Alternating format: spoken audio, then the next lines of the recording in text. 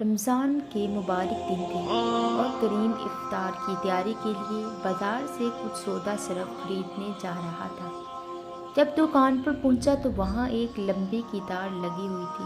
جیسے جیسے افطار کا وقت قریب آتا جا رہا تھا، لوگوں کی بے چینی کے ساتھ بھیڑ بھی بڑھتی جا رہی تھی۔ دکاندار خود بھی مسلمان تھا، اس لیے لمبی قطار دیکھ کر وہ بھی فکر مند تھا اور انہیں جلدی جلدی فارغ کرنے کی کوشش کر رہا تھا۔ جب کریم کی باری آئی تو افطار کا وقت بالکل سر پر آ چکا تھا اور دکاندار اس وقت تک ذہنی طور پر بالکل ہی تھک چکا تھا۔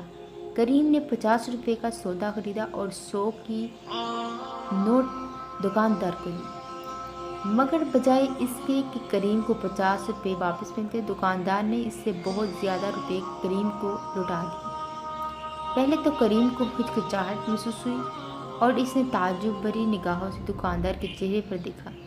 دکاندار نے پوچھا، کوئی بات تو نہیں ہے؟ کریم نفی میں جواب دیتا ہوا روپے لے کر واپس چل پڑا۔ جب رات کھانے پر بیٹھا تھا وہ بڑا فکر مند اور اندر سے ٹوٹا ہوا تھا۔ رات جب سونے کے لیے بستر پر گیا تو اس کی ذہنی کوفت اور بڑھ گئی۔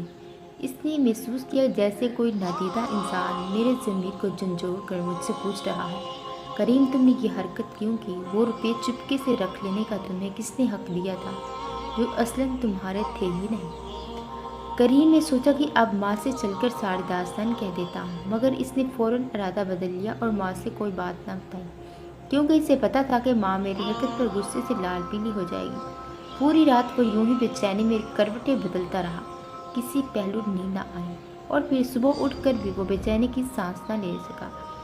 پیارے بچوں، پھر کیا ہوا کہ بے قراری میں کریم کی نگاہ دیوار پر لگے کیلنڈر پر چلی گئی، جہاں اسی آقا صلی اللہ علیہ وسلم کی ایک حدیث لکھی ہوئی نظر آئی، جسے پڑھ کر وہ بے قرار ہوا اور پھر جا کر زائد پیسے دکاندار کے حوالے کر دیے۔ وہ حدیث مبارکہ یہ ہے، وہ عمل گناہ ہے جو تمہارے دل کو پریشان رکھے اور تم لوگوں سے اسے بتانا بھی پسند نہ کرو۔